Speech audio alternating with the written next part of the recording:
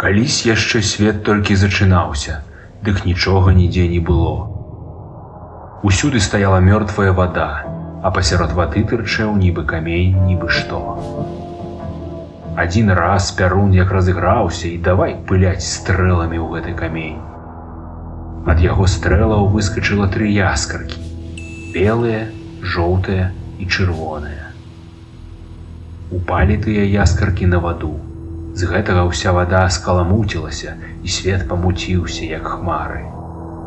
Але па некаторым часе, як усё высветлілася, дык і адзначылася, дзе вада, дзе зямля. А яшчэ па некаторым часе завялося і всякае жыццё і ў вадзе, і на зямлі. І лясы, і травы, і звяры, і рыба, а пасля і чалавек завёўся. Ці ён прыйшоў адкуль, ці вырас тутака.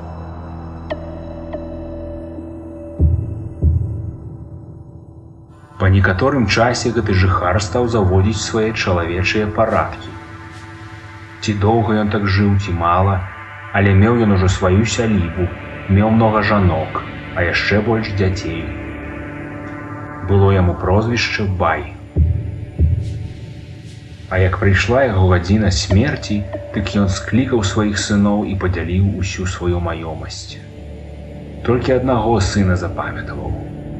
Той у гэты час быў на паляванні, і з ім былі любімыя бацькавы сабакі – Стаўры і Гаўры. Прозвішча гэтаму сыну было Белаполь.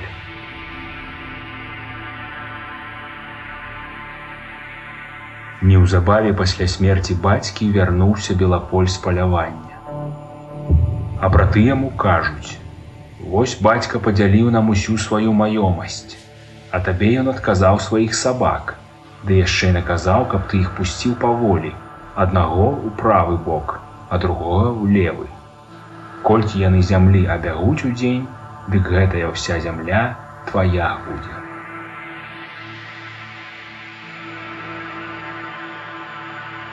Вось пайшоў Белаполь і злавіў 2 птушак, прыляцеўшых адну з паўднёвага мора, другую з заходняга.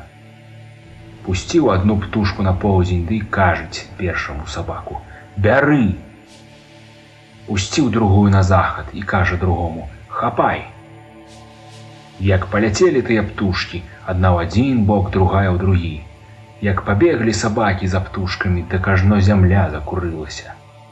Як пайшлі тыя сабакі, дык і да гэтага часу не вярнуліся, а па іх слядах 2 рэчкі працягнуліся. У адзін бок прайшла Двіна, а ў другі бок Дняпро.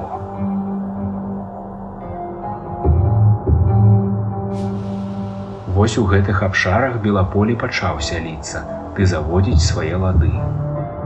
У гэтага Белаполя ад розных жонак яго развялося розныя пляменні пад прозвішчам Беларусы. Яны да гэтага часу там ходзяць, зямельку скароцяць, ды жыта сеяць.